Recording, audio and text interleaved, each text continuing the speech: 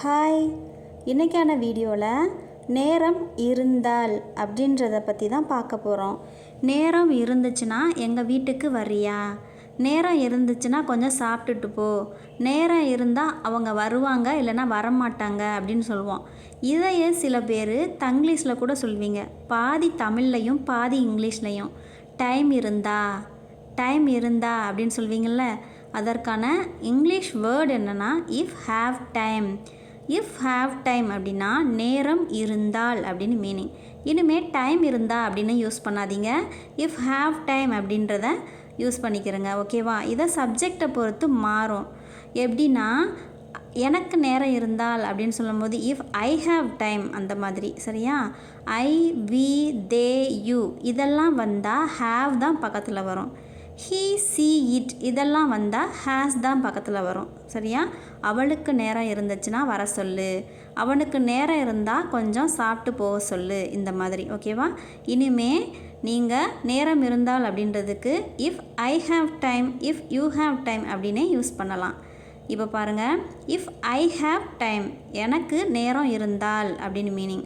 ஐ வந்திருக்கனால have. If you have time உனக்கு நேரம் இருந்துச்சுன்னா. இஃப் வி ஹாவ் டைம் நமக்கு நேரம் இருந்துச்சுன்னா. இஃப் தே ஹாவ் டைம் அவங்களுக்கு நேரம் இருந்துச்சுன்னா. இஃப் ஹீ ஹாஸ் டைம் அவனுக்கு நேரம் இருந்துச்சுன்னா. இஃப் சி ஹாஸ் டைம் அவளுக்கு நேரம் இருந்தா. இஃப் இட் ஹாஸ் டைம் அதுக்கு நேரம் இருந்தா. So I, we, they, you இதெல்லாம் வந்தால் ஹாவ் தான் வரும். ஹீ, சி, இட் இதெல்லாம் வந்தால் ஹேஸ் வரும். எக்ஸாம்பிள் சென்டென்ஸ் பாருங்கள். இஃப் ஹாவ் டைம் அப்படின்னா நேரம் இருந்தால் அப்படின்னு தெரியும். அதை வச்சு தான் இன்றைக்கி நிறைய சென்டென்ஸ் மேக் பண்ணியிருக்கோம். உனக்கு நேரம் இருந்துச்சுன்னா, எனக்கு நேரம் இருந்துச்சுன்னா, அவங்களுக்கு நேரம் இருந்துச்சுன்னா, இந்த மாதிரி. ஃபஸ்ட்டு சென்டென்ஸ் பார்க்கலாமா? உனக்கு நேரம் இருந்தால் என்னை அழைக்கவும். உனக்கு நேரம் இருந்துச்சுன்னா எனக்கு ஃபோன் பண்ணு, இல்லைனா எனக்கு கால் பண்ணு, என்னை கூப்பிடு, அந்த மாதிரி சொல்லுவோம் பேச்சு வழக்கில். இதை நான் எழுத்து வழக்கில் எழுதியிருக்கேன். உனக்கு நேரம் இருந்தால் என்னை அழைக்கவும். இஃப் யூ ஹாவ் டைம் உனக்கு நேரம் இருந்துச்சுன்னா. ப்ளீஸ் கால் மீ என்னை கூப்பிடு, என்னை கால் பண்ணு எனக்கு, அந்த மாதிரி சொல்கிறாங்க. உனக்கு நேரம் இருந்தால் நாம் காஃபி சாப்பிட சந்திக்கலாம். இஃப் யூ ஹாவ் டைம் உனக்கு நேரம் இருந்தால் we can meet நம்ம சந்திக்கலாம். ஃபார் காஃபி எதுக்காக சந்திக்க போகிறாங்க? காஃபிக்காக தானே. அப்போது we can meet for coffee நம்ம காஃபி சாப்பிட சந்திக்கலாம். அவனுக்கு இல்லைன்னா அவருக்கு நேரம் இருந்தால் அவன் அலங்காரங்களுக்கு உதவுவான், இல்லைனா அவர் அலங்காரங்களுக்கு உதவுவார். இஃப் ஹீ ஹாஸ் டைம் அவனுக்கு அவருக்கு எல்லாத்துக்கும் ஹீ தான் யூஸ் பண்ணுவோம். ஹீ வந்திருக்கனால ஹேஸ் வந்திருக்கு. இஃப் ஹீ ஹாஸ் டைம் அவனுக்கு நேரம் இருந்தால் he will help the decoration அவன் டெக்கரேஷனுக்கு ஹெல்ப் பண்ணுவான், அதாவது அலங்காரங்களுக்கு உதவுவார். இது ஃப்யூச்சரில் இருக்கனால வில் அப்படின்றத யூஸ் பண்ணியிருக்கோம். He will help. எனக்கு நேரம் இருந்தால் நான் அறையை சுத்தம் செய்வேன். இப்போ எனக்கு அப்படின்னா ஐ ஹாவ் டைம் தானே. இப்போ இஃப் ஐ ஹாவ் டைம் எனக்கு நேரம் இருந்தால் I will clean the room நான் அறையை சுத்தம் செய்வேன். இருந்தால் அப்படின்றதுக்கு நம்ம இஃப்னு தானே யூஸ் பண்ணுவோம். ஸோ எனக்கு நேரம் அப்படின்னு சொல்லும்போது I have time. If I have time இருந்தால் I will clean the room நான் அறையை சுத்தம் செய்வேன், இல்லைனா I will clean the bedroom, I will clean the bathroom, எது வேணாலும் சொல்லிக்கலாம். நெக்ஸ்ட்டு சென்டென்ஸு, உங்களுக்கு நேரம் இருந்தால் இந்த புத்தகத்தை படிங்க, இல்லைனா உனக்கு நேரம் இருந்துச்சுன்னா இந்த புத்தகத்தை படித்து பாரு நல்லா இருக்கும் அப்படின்னு சொல்கிற இடத்துல இஃப் யூ ஹாவ் டைம் உனக்கு நேரம் இருந்தால் ரீட் திஸ் புக் இந்த புத்தகத்தை படி. நீங்கள் ஏற்கனவே அந்த புத்தகம் படிச்சிருக்கலாம், இது நல்லா இருக்கும், உனக்கு நேரம் இருந்துச்சுன்னா படிச்சுப்பாரு, ரீட் பண்ணிப்பாரு அப்படின்னு சொல்லுவோம்ல. இப்போ if you have time read this book. எனக்கு நேரம் இருந்தால் நான் கடைக்கு போவேன். If I have time I will go to the store.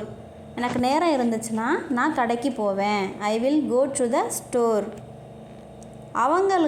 அவர்களுக்கு நேரம் இருந்தால் சாப்பிடுவாங்க. எங்கேயாவது போயிருக்கலாம், வரும்போது அவங்களுக்கு நேரம் இருந்துச்சுன்னா சாப்பிடுவாங்க. So if they have time, அவங்களுக்கு நேரம் இருந்தால் தே வில் ஈட், அவங்க சாப்பிடுவாங்க. தே அப்படின்னா அவங்கள தான் குறிக்குது. They will eat. அவளுக்கு நேரம் இருந்தால் அவள் ஒரு கேக் செய்வாள். அவளுக்கு நேரம் இருந்தால் if she has time she will bake a cake. she will bake a cake. Cake அப்படின்னு வரும்போது பேக் அப்படி தானே சொல்லணும். கேக்கை பேக் பண்ணுறது.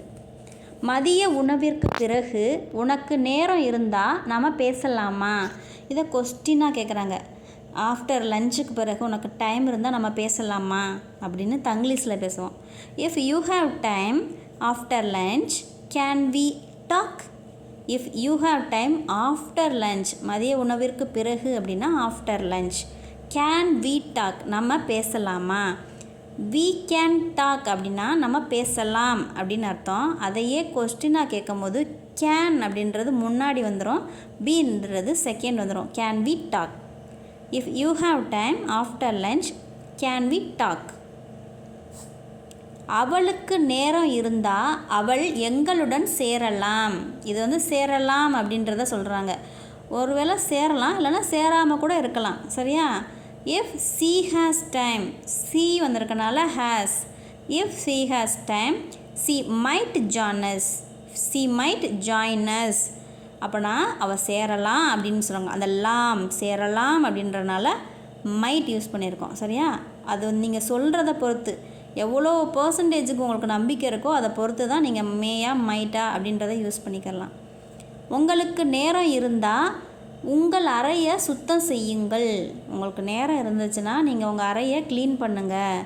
If you have time clean your room. உங்கள் ரூமை க்ளீன் பண்ணுங்கள். படத்துக்கு முன்னாடி நேரம் இருந்தால் ஐஸ்கிரீம் வாங்கிக்கலாம். அப்போது படத்துக்கு போக போகிறீங்க, அந்த படத்துக்கு முன்னாடி உங்களுக்கு நேரம் இருந்துச்சுன்னா ஐஸ்கிரீம் வாங்கிக்கலாம் அப்படின்னு சொல்கிறீங்க. If we have time before the movie. If we have time before the movie அப்படின்னா படத்துக்கு முன்னாடி நேரம் இருந்தால் ஐஸ்கிரீம் வாங்கிக்கலாம். Let's get ice cream. லெட்ஸ் எதுக்கு யூஸ் பண்ணுறோம்? இங்கே நிறைய பேர் இருக்காங்கல்ல, 2க்கு மேற்பட்ட நபர்கள் இருக்கனால லெட்ஸ். 2 பேர் சேர்ந்து ஒரு வேலையை செய்ய போகிறாங்க அப்படின்னா லெட்ஸ் யூஸ் பண்ணிக்கலாம். இந்த வார இறுதியில் நேரம் இருந்தால் நாம் கோயிலுக்கு போகலாம். இந்த வார இறுதி அப்படின்னா this weekend. If we have time this weekend. If we have time this weekend we should go temple. நம்ம கோயிலுக்கு போகலாம். நமக்கு நேரம் இருந்துச்சுன்னா இந்த வார இறுதியில் நம்ம கோயிலுக்கு போகலாம். If we have time this weekend we should go temple. போகணும், சரி போகணும் அப்படின்னு சொல்லும்போது வி ஷுட் கோ டெம்பிள். இந்த வார இறுதியில் நமக்கு நேரம் இருந்தால் கோயிலுக்கு போகணும், இல்லைனா போக வேண்டும் அப்படின்னா வி ஷுட் கோ டெம்பிள். ஷுட்டுன்றத வேண்டும், ஒரு செயலை நம்ம செய்யணும் அப்படின்றது போது தான் ஷுட் யூஸ் பண்ணுவோம். சரியா?